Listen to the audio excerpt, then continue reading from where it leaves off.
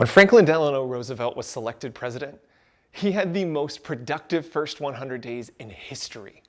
He implemented the Emergency Banking Act. He rolled out 15 major pieces of legislation. He passed 76 bills into law, and he began to pull America out of the Great Depression. Since then, presidents have been judged by how they perform in their first 100 days.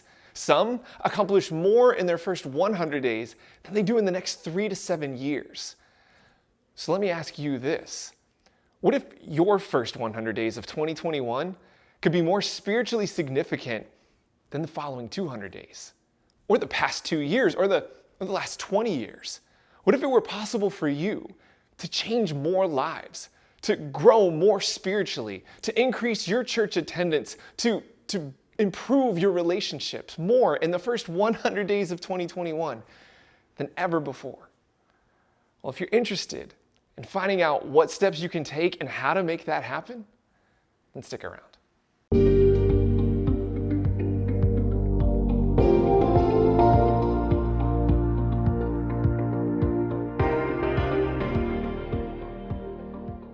Okay, so let's begin figuring out how to make your first 100 days truly matter by figuring out what are your first 100 days, right? What are the first 100 days of 2021?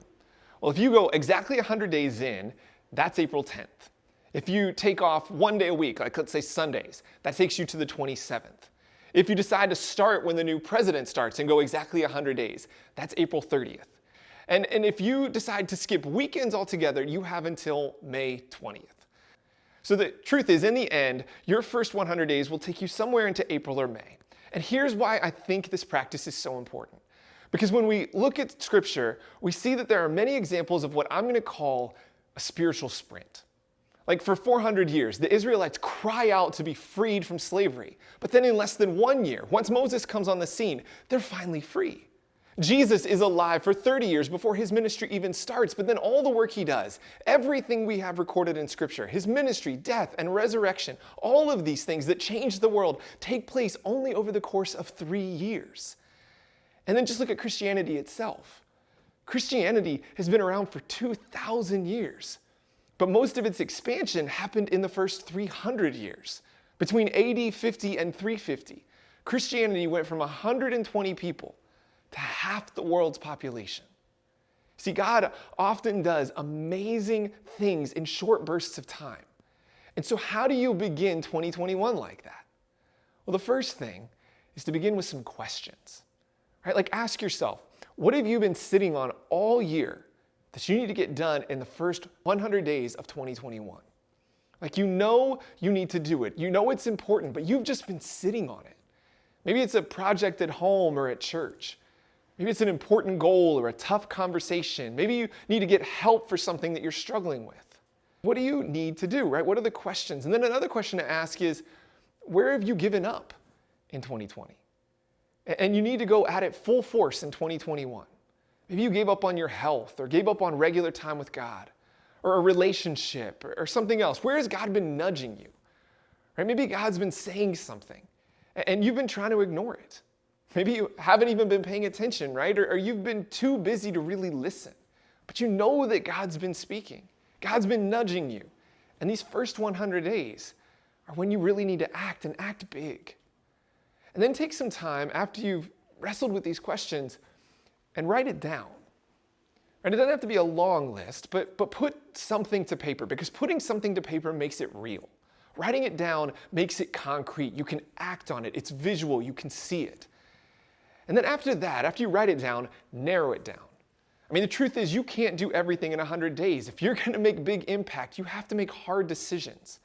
And so what's the most important thing, or what are the most important few things that you need to do? If you got 100 days in and you hadn't accomplished this thing, what would be the most disappointing to you? Allow yourself to truly focus. And then after that, set some benchmarks. Getting from point A to point B in 100 days may seem too difficult. Or maybe you're worried that you're going to procrastinate it. So set benchmarks along the way. By day 10, I'll have gotten this far. By day 50, I'll have completed this. And then celebrate these moments and allow yourself to recalibrate. And then next, tell someone else. Maybe you enlist the help of somebody you care about or somebody you trust, or maybe you just ask somebody to pray for you. But you're making sure that you are not going after this alone. Right? You make sure that somebody else is in this with you, and then finally build prayer at every step. Build in prayer at every step. Pray as you create the list. Pray every day for these goals. Jesus says, keep on asking and you will receive what you ask for. Keep on seeking and you will find. Keep on knocking and the door will be open to you. And so invite others to pray for you, and then pray yourself, right? Pray when you hit a benchmark. Pray when you fail. Pray when you feel like you're off track. Just keep praying. Because let's be honest, right? 2020 was a year that many of us would like to forget. COVID felt like it shut the world down. Goals that we had were abandoned.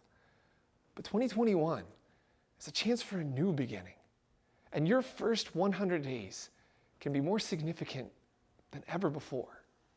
And so in the comments down below, I'd love to hear, what are your goals for the first 100 days?